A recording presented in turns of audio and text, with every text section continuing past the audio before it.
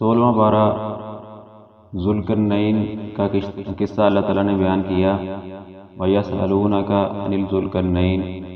یہ ذوالقرنین کے بارے میں تو اسے سوال کرتے ہیں۔ ذوالقرنین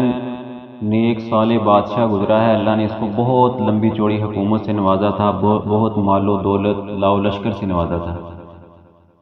مغرب سے مشرق تک، شمال سے جنوب تک اس نے سفر کیے اور اپنی حکومت کی تھی، اس کا تذکرہ اللہ تعالیٰ نے کیا۔ ایک جگہ یہ پہنچا حکومت کرتے ہوئے تو وہاں اس نے ایک قوم کو پایا، اس قوم نے ذوالقرنین کو کہا گیا، ذوالقرنین اس پہاڑوں کے پیچھے قوم ہے یجوج مجوج، وہ لوگوں میں بہت فساد پھیلاتی ہے، اور یہ دو پہاڑوں کے درمیان ایک جگہ ہے جہاں وہ پہنچے تھے، اگر آپ یہاں پر دیوار بنا دیں تو ہمیں یہاں سے جان چھوٹ سکتی ہے، ہم آپ کی مدد کریں گے، وسائل دیں گے۔ تو ذوالقرنین نے کہا کہ اللہ نے مجھے بہت کچھ دیا ہوا ہے، سب کچھ نوازا ہوا ہے، بس آپ مجھے صرف مدد کریں، میری پکڑانے میں مزدوری کے ساتھ مدد کریں۔ تو انہوں نے کہا کہ لوہے کے تختے لائیں، لوہے کے تختے کھڑے کیے گئے پہاڑوں کے برابر، اور ان لوہوں کے تختوں کو کھڑا کر کے پھر تانبا پگھلا کے اس کے اوپر ڈالا گیا، اس طرح یہ دیوار بنائی گئی۔ یہاں پر بھی اگر انسان غور کریں تو مفسرین نے وہی نقطہ لکھا ہے کہ وہ دور کوئی عام دور نہیں تھا، ایک عام بادشاہ تھا، صالح تھا، نیک تھا، اللہ نے بڑے وسائل سے اس کو نوازا تھا، کوئی جدید ٹیکنالوجی تھی، آج کی ٹیکنالوجی یہ نہیں کر سکتی۔ پہاڑوں کے برابر لوہوں کے تختوں کو کھڑا کر کے ان کے اوپر تانبا پگھلا کے پہاڑوں کے برابر دیوار لوہے کی بنانا، یہ آج کی ٹیکنالوجی سے نہیں ہو سکتا، لیکن اس وقت ذوالقرنین نے یہ کیا تھا۔ یقیناً آج کی ٹیکنالوجی سے کہیں زیادہ ٹیکنالوجی تھی۔ آج کی ٹیکنالوجی کا اندازہ یہاں سے لگا لیں کہ وہ دیوار زمین پہ موجود ہے، ذوالقرنین نے بنائی ہوئی ہے۔ نبی صلی اللہ علیہ وسلم نے فرمایا کہ یجوج مجوج روزانہ اس دیوار کو چاٹتے ہیں، اور عین اس دیوار کے میں سوراخ ہونے والا ہوتا ہے تو وہ کہتے ہیں ہم صبح اس کو کریں گے، لیکن انشاءاللہ نہیں کہتے، اور صبح آتے ہیں تو وہ سوراخ بالکل پھر صحیح سلامت مکمل ہو چکا ہوتا ہے، پھر وہ اس کو چاٹتے رہتے ہیں۔ جب قیامت آئے گی، جب اللہ تعالیٰ ان کو نکالنا چاہے گا تو وہ کہیں گے ہم صبح انشاءاللہ اس کو سوراخ کو پورا کریں گے، تو صبح آئیں گے تو وہ اسی طرح تھوڑا سا باقی ہوگا تو وہ صبح سوراخ کر کے باہر نکل آئیں گے، پھر اللہ تعالیٰ ان کو پوری زمین پر پھیلا دے گا۔ وہ دیوار زمین پہ موجود ہے، لیکن آج کی ٹیکنالوجی اس کو تلاش نہیں کر سکتی۔ یہ چند دن پہلے میں نے ایک تجزیہ پڑھا تھا، روس کے وہ برفانی بحر منجمد کے ساتھ پہاڑوں کے اندر کچھ کوہ پیما گئے ہیں، انہوں نے کہا ہے کہ یہ کچھ ایریے کے اندر پہاڑوں کی بناوٹ قدرتی نہیں ہے، وہ مصنوعی ہے، بنائی ہوئی، جیسے کوئی دیوار کی شکل ہوتی ہے اس طرح کی پہاڑوں کی بناوٹ ہے جو برف کے نیچے چھپی ہوئی ہے۔ شاید ان کا تجزیہ تھا کہ یہ وہ دیوار ہے جو ذوالقرنین نے بنائی تھی، لیکن حتمی بات پھر بھی نہیں ہے، لیکن اس کو تلاش نہیں کر سکتے۔ وہ کہتے تھے کئی سینکڑوں فٹ گہری برف کی تہوں کے نیچے وہ دیوار شاید ہو سکتی ہے، لیکن وہ دیوار مل نہیں سکی۔ انٹارکٹیکا جو 7واں جزیرہ ہے وہاں تک کوئی نہیں جا سکا کہ اس جزیرے کے اوپر زندگی کا وجود ہی نہیں ہے، جو جاتا ہے واپس نہیں آ سکتا۔ یہ ہے آج کی ٹیکنالوجی، اس وقت اس سے بھی کہیں زیادہ ٹیکنالوجی موجود تھی جس کو اللہ تعالیٰ نے ختم کیا۔ اس سے یہ بھی ثابت آتا ہے کہ ہر عروج کو زوال ہے،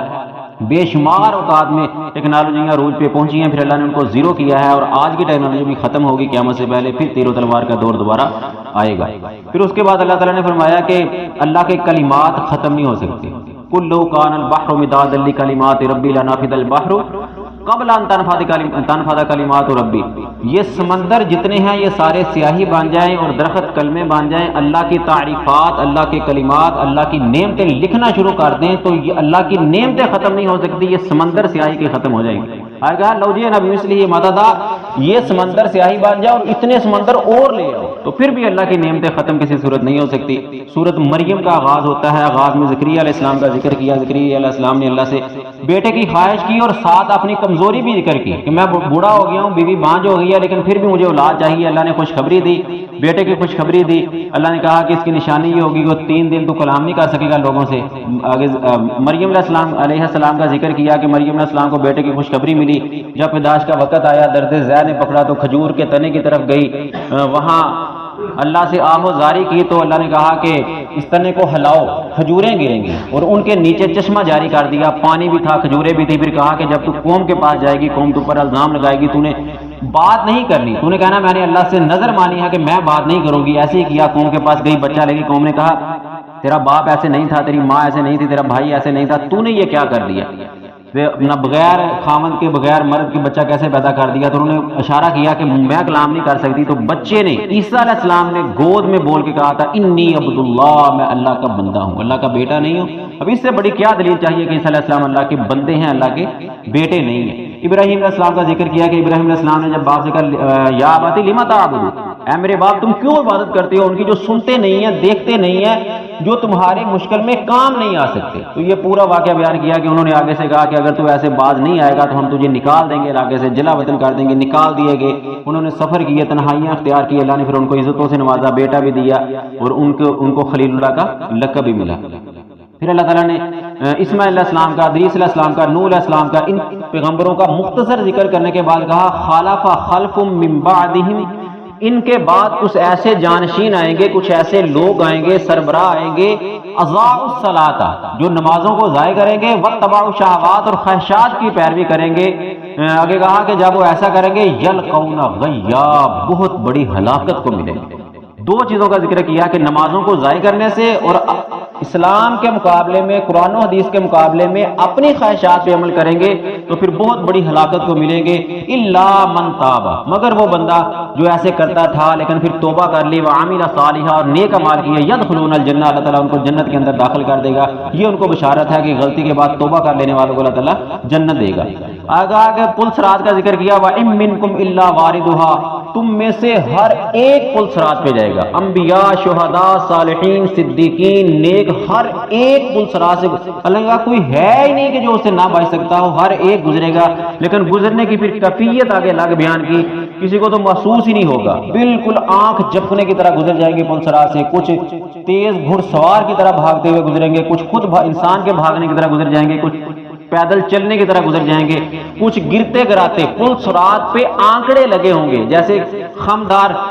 کا کپڑے ٹانگنے کے لیے کھونٹی ہوتی ہے، اس طرح کے بڑے بڑے آنکڑے ہوں گے، نوکدار آنکڑے جو انسان کو گرائیں گے ان کے اعمال کے مطابق، کچھ گرتے ہوئے، زخمی ہوتے ہوئے، نیچے جہنم کی تپش ہوگی، اس میں ان کی سزا وہیں پوری ہو جائے گی، وہاں سے گزر جائیں گے۔ اور آگے ثم ننجی الذین اتقوا، ہم نجات کس کو دیں گے، وہاں سے گزار کس کو دیں گے، جو ڈرنے والے ہوں گے، جن کے اندر اللہ کا ڈر، خوف، تقویٰ ہوگا، عمل والا تقویٰ ہوگا۔ اور کہا کہ ونذر الظالمین جثیا، جو ظالم ہوں گے ہم ان کو گھٹنوں کے بل اس جہنم میں گرا دیں گے۔ اب ظلم کسے کہتے ہیں، وضع الشیء علی غیر محلہ، کسی بھی چیز کو اس کی جگہ کے علاوہ میں رکھ دینا، یہ ظلم ہے۔ نماز کا وقت کھیتوں میں لگا دینا، نماز کا وقت تجارت میں، کام کاج میں لگا دینا، یہ بھی ظلم ہے۔ اور یہاں اللہ تعالیٰ کہہ رہے ہیں نظر الظالمین جثیا، ظالموں کو ہم اس پل صراط سے ہی گھٹنوں کے بل جہنم کے اندر گرا دیں گے۔ وہاں سے پار کون گزریں گے، جو تقویٰ اختیار کرنے والے ہوں گے۔ سورہ مریم کے آخر میں اللہ تعالیٰ کہتے ہیں کہ یہ کہنا وقالوا اتخذ الرحمن ولدا، یہ کہنا کہ رحمان نے اپنی اولاد بنائی ہے، اپنا بیٹا پکڑا ہے، اتنی بڑی بات ہے، یہ اتنی بڑی بات ہے، لوگ اس کو محسوس نہیں کرتے۔ کہتے اللہ نے کہا تقاد السماوات یتفطرن، قریب ہے کہ آسمان پھٹ کے گر پڑے، وتنشق الارض، زمین پھٹ جائے، وتخر الجبال ہدا، پہاڑ ریزہ ریزہ ہو کے گر جائیں، صرف اس بات کی وجہ سے کہ رحمان نے بیٹا پکڑا ہے، رحمان کی اولاد ہے، لم یلد ولم یولد، نہ اس کی کوئی اولاد ہے نہ وہ کسی کی اولاد ہے، یہ کسی صورت ایسا نہیں ہو سکتا۔ پھر آگے اللہ تعالیٰ نے دوسری صورت کا ذکر کیا، اس میں آغاز میں سورۃ طٰہٰ کا ذکر کیا، طٰہٰ حروف مقطعات میں سے ہے، آغاز میں طٰہٰ آتا ہے، اسی کے نام سے یہ صورت ہے۔ آغاز میں موسیٰ علیہ السلام کا واقعہ بڑی تفصیل سے اللہ تعالیٰ نے بیان کیا کہ موسیٰ علیہ السلام جب کوہ طور سے گزر رہے تھے اپنی بیوی کے ساتھ تو آگ دیکھی، شعلہ دیکھا، تو بیوی کو کہا کہ یہاں بیٹھو، میں آگ لے کے آتا ہوں، سردی کا موسم تھا، شاید اسے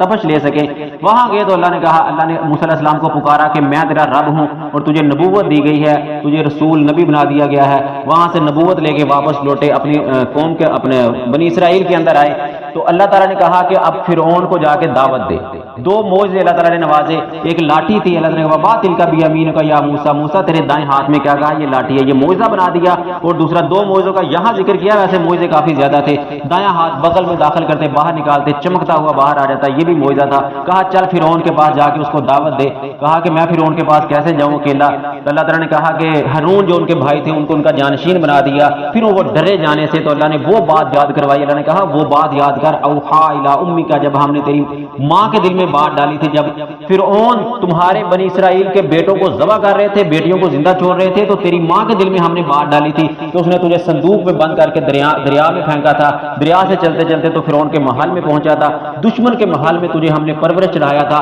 پھر تیری خالہ یعنی تیری ماں کی بہن تیرے پیچھے پیچھے چلی تھی، اس نے جا کے فرعون کو کہا تھا کہ میں ایسی عورت کو جانتی ہوں جو اس کو دودھ پلا سکتی ہے،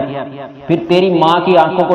ٹھنڈک پہنچانے کے لیے ہم نے تیری ماں سے تجھے دودھ پلا کے تیرے فرعون کے گھر میں ہم نے پالا تھا، اب تو فرعون کو دعوت دینے سے کیوں ڈرتا ہے؟ فرعون کے محل میں پہنچے، اس نے جادوگر کہہ دیا، پھر کہا کہ ٹھیک ہے اس نے کہا جادوگر شہر کے بلا لو، شہر کے جادوگر آگے مناظرہ ہوا، انہوں نے اپنی لاٹیاں پھینکی، سانپ بن گئے، موسیٰ علیہ السلام نے اپنی لاٹھی پھینکی، وہ سارے سانپوں کو کھا گئی، تو سارے جادوگر سجدے میں گر پڑے، اسلام قبول کر لیا، بادشاہ نے مخالفت کی، ان کا پیچھا کرنے کی کوشش کی، موسیٰ علیہ السلام اپنے سارے بنی اسرائیلوں کو لے کے وہاں سے راتوں رات نکل گئے، اللہ نے کہا نکل جا، جب سمندر کے کنارے پہنچے تو بنی اسرائیل کہنے لگے موسیٰ تو نے تو مروا دیا، یہاں تو آگے سمندر ہے، پیچھے فرعون آ رہا ہے لشکر لے کے، تو اللہ تعالیٰ نے پھر وہی کہا کہ لاٹھی ماری تو سمندر خشک ہو گیا، راستہ بن گیا، وہاں سے پار گزر گئے، پار گئے تو اللہ تعالیٰ نے 40 راتوں کا وعدہ لیا، کوہ طور پہ بلایا، پیچھے سے سامری نام کا بندہ تھا جس نے سونا اکٹھا کر کے بچھڑے کی شکل بنائی اور اس کی عبادت کے اوپر لگا دیا، یہاں تک قصہ اللہ تعالیٰ نے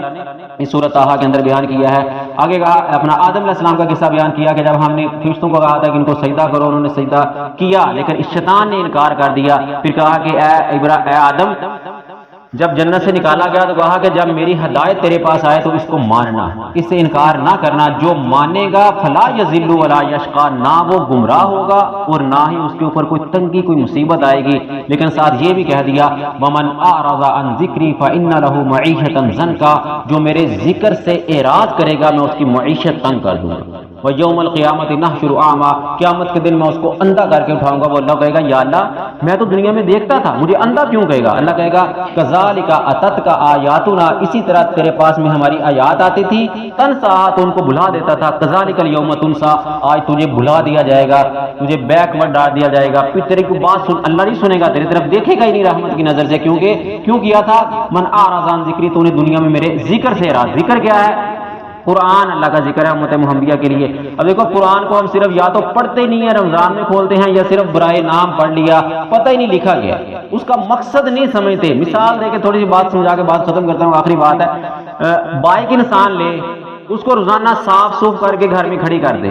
پیدل جائے دکان پہ، پیدل جائے اسکول کالج، استعمال نہ کرے تو لوگ اس کو بیوقوف کہیں گے نا کہ دیکھو بائک پاس ہے لیکن استعمال نہیں کرتا، روزانہ اس کو صاف سوف کر کے رکھ دیتا ہے اور جاتا نہیں ہے۔ قرآن اللہ نے دیا ہے سمجھنے کے لیے، ہم اس کو صاف کر کے غلاف چوہا کے رکھ دیں، بس دیکھ کے رکھ دیں اس کو، یا پڑھ کے رکھ دیں، پڑھنے کا ثواب مل جائے گا، لیکن اس کا مقصد کیا ہے؟ اللہ نے جو خط جو لیٹر بھیجا تھا اس کو ہم نے پڑھا ہی نہیں، یا اس کو سمجھا ہی نہیں، اس کے اندر لکھا گیا ہے۔ کوئی باہر سے بیٹا والدین کو پیسے بھیجے اور اس کو پتہ ہی نہیں کہ یہ اس کی اہمیت کیا ہے، اور اس کو صاف سوف کر کے رکھ دیں، استعمال نہ کریں، اپنی دوائی نہ لیں، اپنی ضرورت کی اشیاء نہ لیں، وہ جمع کرتے رہیں، آخر کار بیٹا واپس آئے وہ دیکھے کہ وہ تو ڈھیر لگا پڑا ہے، استعمال ہی نہیں کیے، وہ کیا کہے گا کہ میں نے تمہیں استعمال کے لیے دیے تھے، اس کو اپنے اوپر خرچ کرنے کے لیے